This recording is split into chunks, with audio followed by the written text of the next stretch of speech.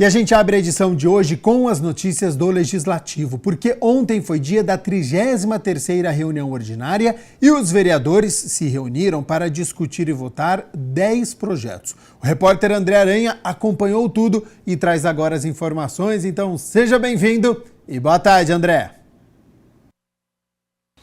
Pois é, boa tarde para você, Gabriel, boa tarde para todo mundo acompanhando o Câmara Notícia. Ontem, durante a reunião ordinária de número 33, havia 10 itens em pauta. Todos foram aprovados, exceto um do vereador Otto Alejandro, porque houve pedido de vista, ele foi retirado de pauta. Bom, entre os projetos aprovados, o projeto de lei da vereadora Guida Calisto, que institui a campanha Junho Violeta para conscientização sobre violência contra idosos. Durante o intervalo regimental, ela falou sobre isso. Esse projeto de lei é um projeto de lei que faz com que a gente utilize esse mês para fazer reflexão sobre a violência que o idoso sofre aqui na nossa cidade, que é absurda. Inclusive consta no projeto que o ideal seria algumas edificações públicas iluminadas com a cor violeta durante esse período. Justamente que é para chamar atenção, né? Quando o munícipe passar, né, na cidade, na rua e olhar um prédio iluminado com essa cor, vai chamar atenção e aí vai querer se inteirar sobre o assunto. A gente está falando de uma população que aqui na cidade de Campinas vive mais que a média estadual. A média estadual de vida é em torno de 66 anos, Campinas é 67 anos. Então, por isso, a cidade de Campinas tem muito idoso, por isso é importante que a gente possa ter políticas públicas fomentadas, políticas públicas para atender essa população que sofre muita violência. Também conversamos com a vereadora Débora Palermo, que falou sobre o projeto de lei que institui a Semana Municipal de Prevenção ao Afogamento Infantil. Olha só. André, a segunda causa de acidente, de morte por acidente, é de afogamento. Só o ano passado foram mais de 5.800 afogamentos, e principalmente de crianças entre 1 e 4 anos. 16 mortes por dia no país de afogamento. Então, não tem como a gente não tratar esse assunto de forma muito séria. Então, eu acho que tem que ser tratado todos os dias, mas uma semana de palestras, de uma grande campanha sobre o cuidado, sobre a supervisão o tempo todo, em tempo integral para as crianças, porque o principal local que elas morrem é em casa, em baldes, em banheiras, pias ou piscinas dentro de casa. Então, a supervisão em tempo integral pela família ou por algum responsável para crianças, primeira infância principalmente, ela é primordial para garantir proteção e menos mortes por afogamento, né? Também houve uma moção da vereadora Paola Miguel que apela ao governo do estado para que realize a convocação da etapa estadual da 5ª Conferência de Políticas para Mulheres. Ela falou sobre o assunto, olha só. Acho que primeiro é importante contextualizar, né, que a conferência temáticas, né, já aconteceram em diversos setores. A Conferência da Cultura, a Conferência LGBT, a Conferência da Assistência Social. É um espaço da sociedade civil, principalmente, dialogar e pensar coletivamente quais serão as políticas públicas e as diretrizes para o próximo período.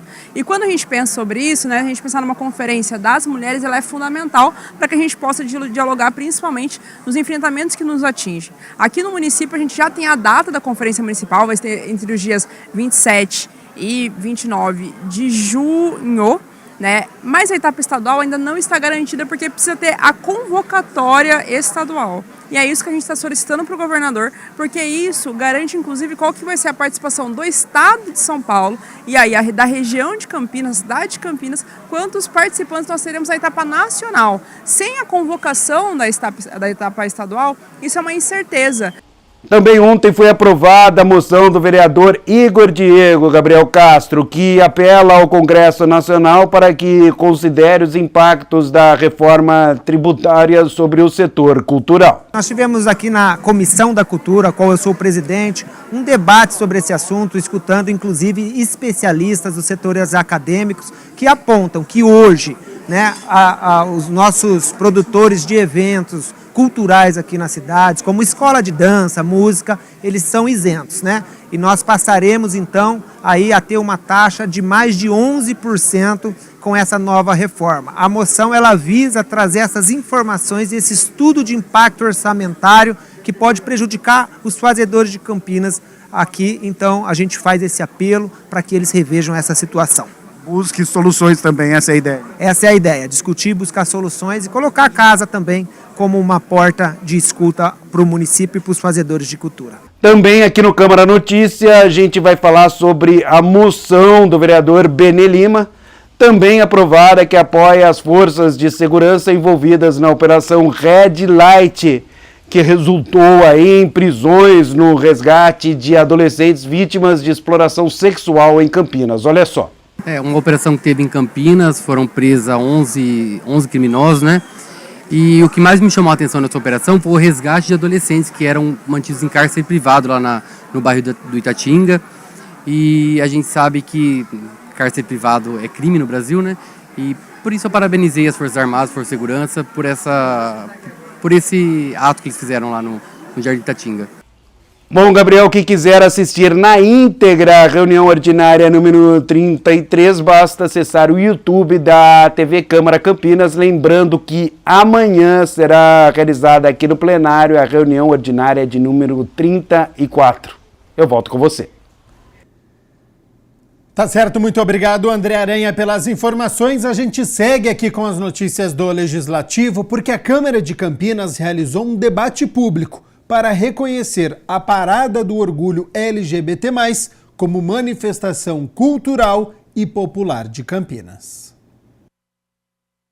Por iniciativa das vereadoras Mariana Conte e Paola Miguel, o Teatro Bento Querino foi sede do debate público que discutiu o reconhecimento da Parada do Orgulho LGBT+, como manifestação cultural e popular do município. É um projeto que tem um significado histórico, cultural e político. Eu acho que isso é importante, a gente valorizar as mudanças, valorizar aqueles que tiveram coragem lá atrás de enfrentar esse preconceito, de enfrentar essas adversidades e a gente trazer para o nosso tempo. Porque o nosso tempo também vai exigir coragem, também vai exigir pioneirismo, também vai exigir protagonismo e vai exigir ousadia para colocar coisas que as pessoas não estão acostumadas a ver. As pessoas não estão acostumadas a ver, as pessoas não estão acostumadas a ver uma universidade pública cheia de pessoas trans, e foi uma grande vitória as cotas trans. Falar desse projeto, ele é um projeto de minha autoria, juntamente com a vereadora Mariana Conte, para que a gente torne a parada LGBTQIAPN+, como patrimônio cultural imaterial da cidade de Campinas, reconhecendo o seu poder social e turístico. Muitos dos nossos hotéis se beneficiam muito desse momento, já estão sem vagas, muitas cidades ao entorno vêm para Campinas, então os nossos estabelecimentos, bares, restaurantes, casas noturnas, casas de shows, a gente tem um momento, né, de fato, onde o nosso Pink Money vale muito. Paulo Mariante, do grupo Identidade, falou que a luta este ano será contra a resolução do Conselho Federal de Medicina, que proibiu o bloqueio hormonal para crianças e adolescentes trans. Esse ano tem um ataque que nós temos que colocar como eixo central. O Conselho Federal de Medicina quer impedir a vida de crianças e adolescentes trans. Se a gente tem um mínimo de consciência, a gente tem que ter isso como central em todas as nossas lutas, enquanto a gente não revogar. A gente vai fazer manifestação em todos os lugares até que isso aí aconteça, porque é isso. Parada é para lutar. Lúcia Castro, ativista, produtora cultural que atua em defesa dos direitos humanos, ressaltou os objetivos das paradas LGBT+. As ações dessas paradas sempre foram por direito à vida, sempre foram por direito a lutar, sempre foi por direito que a gente pudesse existir, permanecer na rua e fazer aquilo que bem nos entendesse, com respeito e dignidade a todos os corpos. E é muito importante que hoje, né, depois de muito tempo, as paradas estejam discutindo a questão da idosidade. Nós temos que discutir como é que estão a população LGBT, que é alijada de direitos, de direitos do INSS, que não tem a questão de direitos com os seus companheiros, que na idosidade a família, por exemplo, já tinha nos expulsado, agora elas não vão nos recolher novamente para dentro de casa. Nós temos que discutir a cidade de Campinas, por exemplo, por que a Prefeitura Municipal não apoia e não senta com a Casa Sem Preconceito. Comissão de Finanças e Orçamento promove audiência pública para a apresentação das metas fiscais da Prefeitura do primeiro quadrimestre de 2025. A Comissão de Finanças e Orçamento da Câmara Municipal promoveu uma audiência pública para a demonstração e avaliação das metas fiscais do primeiro quadrimestre de 25. O evento foi presidido pelo vereador Luiz Iabico. É papel fundamental da Câmara Municipal fazer as questões relativas ao orçamento municipal, as despesas, as receitas, né, além de fazer os projetos de lei. A apresentação foi feita por representantes da Secretaria Municipal de Finanças, conforme determina a Lei de Responsabilidade Fiscal. Primeira tabela aqui, a gente já faz um comparativo da receita consolidada do município, comparando os períodos de janeiro a abril de 2025 contra o mesmo período de 2024. Então, as receitas totais da Prefeitura em abril de 25 foi de 3.877 milhões. Teve um crescimento de 13,3% nominal e um crescimento real descontado da inflação, o IPCA acumulado até abril de 5,53%, um crescimento real de 7,3%. As receitas correntes tiveram uma arrecadação de 3.546 milhões, também um crescimento real de 10,2% frente ao mesmo período de 2024. As receitas intra-orçamentárias tiveram uma queda de menos 13%, 324,7 milhões contra 353,8 milhões em 2024. A gente fica muito atento com a qualidade da prestação de serviço e com a efetividade da gestão pública, e essa preocupação tem que redundar em novas práticas, em normatização, criar normas, criar regras por decreto, por atos do Poder Executivo, estabelecendo esse novo método, não de elaboração do PPA, mas de elaboração das peças orçamentárias, tá? Para que elas sejam baseadas num planejamento de desenvolvimento da cidade, para que elas tenham sempre um diagnóstico formal e publicado e apresentado junto com a peça orçamentária, a partir do qual foram elaboradas as políticas públicas e os projetos, os programas. O vereador Luiz Iabico destaca a importância do governo estadual de aumentar o repasse do SUS paulista para Campinas. O secretário Cado explicou muito bem, a aplicação na área da saúde supera o limite mínimo, né, da responsabilidade fiscal, que é 17%, chegando a quase 20%. A saúde está sendo investida, por mais que as pessoas ainda continuem reclamando que a saúde está precária, a Prefeitura está investindo muito recurso nisso, e o repasse do SUS continua um pouquinho baixo, sempre o valor tem que ser reformado. O repasse do SUS paulista tem ajudado o governo municipal, e estamos aqui elaborando talvez uma ação junto ao governador Tarcísio para aumentar o repasse SUS paulista para o município de Campinas, reforçando a saúde municipal. Por iniciativa da vereadora Fernanda Souto, a Câmara de Campinas promoveu um debate público sobre o adoecimento dos profissionais da educação. A reunião teve como objetivo dar visibilidade à luta da categoria por melhores condições de trabalho, trazendo ainda um outro ponto fundamental: a saúde mental dos professores. O debate reuniu diversos trabalhadores da área, além de representantes de coletivos de educadores e militantes do Sindicato dos Professores do Ensino Oficial do Estado de São Paulo. Quem cuida de quem ensina foi o tema central do debate público sobre o trabalho docente e o adoecimento dos profissionais da educação. O debate, realizado no plenário da Câmara Municipal, foi uma iniciativa da vereadora Fernanda Souto. Nós trouxemos esse debate para ser feito dentro da Câmara Municipal de Campinas, porque a questão do adoecimento dos professores da escola pública do Estado de São Paulo e dos municípios de Campinas é um problema evidente que precisa ser enfrentado. Nós temos dados mostrando que nos últimos 10 anos, quase 13 mil professores se afastaram da sua atividade de trabalho por adoecimento. E uma das principais causas desse afastamento é a condição de sofrimento mental.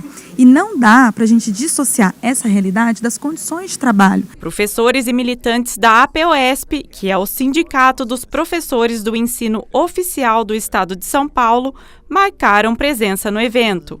A socióloga, pesquisadora da Unicamp e também professora da Universidade Federal da Bahia, chamou a atenção para o aumento dos indicadores de afastamentos por transtornos mentais. Eu acho que uma primeira coisa que a gente precisa demarcar é que, ainda que os indicadores de transtornos mentais sejam muito altos, né, são bem absurdos, que a gente não deve desconsiderar a relação, não deve separar as coisas. Não tem um corpo que adoece só fisicamente ou só mentalmente, né?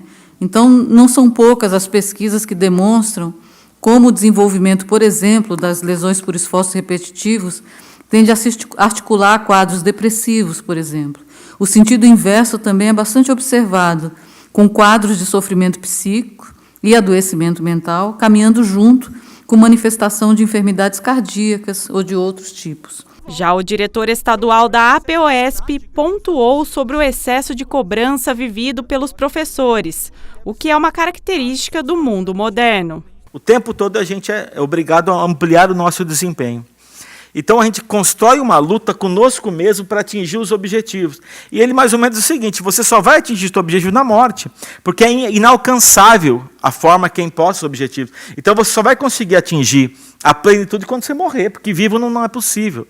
E aí por isso tem a ampliação da burnout. Para Carolina, que é doutoranda em educação pela Unicamp e membro do coletivo 15 de outubro, a maioria dos professores está invisível para a sociedade. Ela ainda levantou os fatores que são responsáveis por adoecer esses profissionais, como os contratos de trabalho precários, instabilidade da categoria, a ampla jornada de atividades, que reflete diretamente na qualidade de vida do professor, além da falta de infraestrutura das salas de aula. A forma como estão organizadas a gestão do trabalho docente, as condições de trabalho na rede estadual, ela é uma máquina de moer gente, ela é adoecedora, é muito insalubre. E é uma condição que, daí, para além da questão do adoecimento mental, já está mais do que comprovado pela ciência, né? Como essa alimentação completamente desregrada, com ultraprocessados, enfim, tal, ela gera hipertensão, diabetes, problemas cardíacos, gastrointestinais e por aí vai. E quantos professores, todos nós aqui já não conhecemos, que passaram mal dentro da sala de aula? E a nossa CLT, da década de 40, ela diz que os trabalhadores do Brasil eles têm que ter 1 hora de almoço. Então, assim, a gente não tem nem a CLT garantida de 1 hora de almoço para os professores. A vulnerabilidade do profissional à violência, o processo de privatização da educação e as terceirizações do trabalho foram outros pontos colocados durante o debate. Este processo de privatização da educação, de degradação, afeta muitos professores que estão com condições de trabalho muito precárias, os fechamentos de sala de aula, especialmente dos períodos noturnos. Além de ser um empecilho para que as pessoas possam acessar o direito à educação, também traz muito sofrimento pelas salas superlotadas, pelas piora da qualidade de trabalho. As terceirizações trazem piora da remuneração dos trabalhadores, piora das condições, e a gente sabe que isso tem um impacto muito forte sobre a saúde mental dos professores e professoras e impacta a qualidade de ensino. Então, essa audiência foi para trazer visibilidade para esse problema, que é um problema real, que precisa ser debatido na sua totalidade e nós precisamos encontrar saídas reais. Câmara de Campinas cria frente parlamentar pela justiça social e trabalhista para debater o direito dos trabalhadores. Esta iniciativa é da vereadora Guida Calisto. A Frente Parlamentar pela Justiça Social e Trabalhista, que tem como presidente a vereadora Guida Calisto, vai debater o atual cenário político e socioeconômico no Brasil. Essa frente parlamentar, ela é também para debater direitos sociais e direitos trabalhistas que a todo momento são atacados. Então a gente tem um setor econômico brasileiro que a todo momento tem pautado a retirada de direito dos trabalhadores. Um dos pontos é a defesa dos direitos trabalhistas, também assegurar a manutenção e o fortalecimento das conquistas históricas da CLT. O que a gente quer discutir com essa frente é, por exemplo, o avanço da pejotização. O que é a pejotização? A pejotização muitas vezes é uma fraude ao contrato de trabalho, porque o trabalhador vai trabalhar e aí ele é obrigado a ser uma pessoa jurídica. E aí ele deixa de receber todos os direitos enquanto um seletista. Ele deixa de receber direito às férias, ele deixa de receber o recolhimento do fundo de garantia, que é importante. Ele deixa de recolher, né, do patrão recolher a cota do INSS, a contribuição previdenciária. Então, são vários direitos que são atacados. Por exemplo, a questão das horas extras também. Ainda segundo a parlamentar, a finalidade é combater retrocessos e garantir condições dignas de emprego, salário justo e proteção social. Guida Calisto reforça que convidados vão debater o tema nas reuniões da frente parlamentar. A gente está pensando primeiro em chamar representantes do Poder Judiciário. Poder Judiciário Trabalhista, que tem pautado, por exemplo, a flexibilização dos direitos trabalhistas. A gente tem uma situação junto ao STF que tem pautado ido por um caminho muito ruim para os trabalhadores de retirada de direitos. Então, o primeiro momento é chamar juízes, chamar desembargadores, chamar economistas, para que a gente possa ter um conjunto de informações, de dados, se justifica ou não retirar direito. A gente sabe que não. A gente sabe que cada vez mais a elite quer ampliar os seus lucros em cima de explorar a classe trabalhadora. Então, o que a gente quer defender os direitos dos mais pobres. Em um processo democrático, os alunos da Escola Municipal de Ensino Fundamental Edson Luiz Lima Souto escolheram os representantes para o Parlamento Jovem de Campinas. Os estudantes da EMF Edson Luiz Lima Souto tiveram uma experiência especial ao participar da eleição dos jovens vereadores que vão representar a escola na edição do Parlamento Jovem de 2025.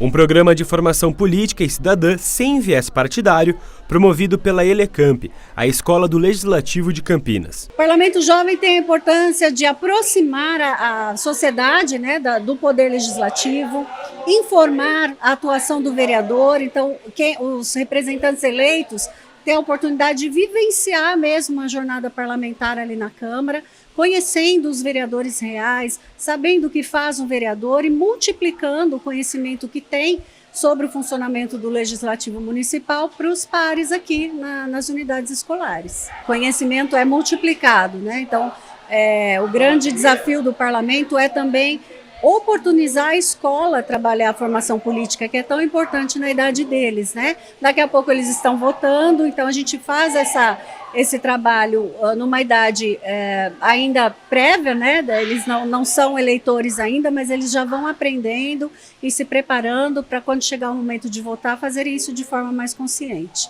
Júlia, Luana, Cauã e Eric, os 4 estudantes, se inscreveram para representar o colégio no Parlamento Jovem, trazendo suas próprias propostas, ideias e o desejo de fazer a diferença. A proposta da eleição realizada na própria escola é que todo o processo seja semelhante à de uma votação oficial, com urna eletrônica e contagem de votos. Eles ouvem atentamente as propostas dos candidatos, né, aqueles que se interessaram em apresentar propostas, tentam escolher de forma consciente a partir daquilo que foi apresentado e discutido em sala de aula.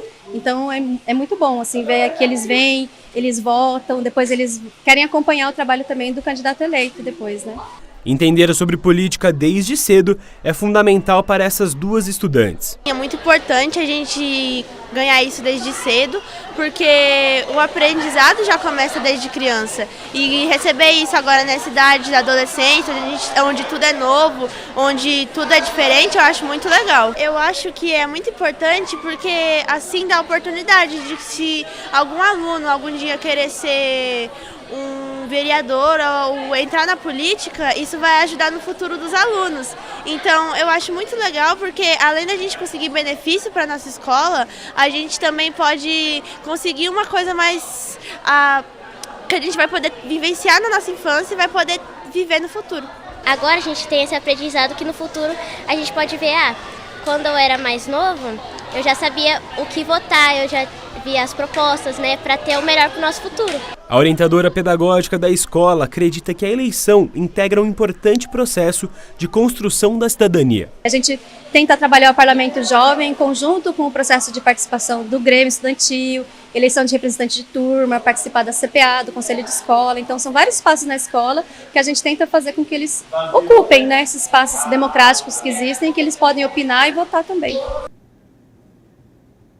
E o resultado já foi divulgado. A Júlia Pereira dos Santos, do 9º ano C, foi eleita como jovem vereadora com 52% dos votos e vai representar a Escola Edson Luiz Lima Souto no Parlamento Jovem deste ano.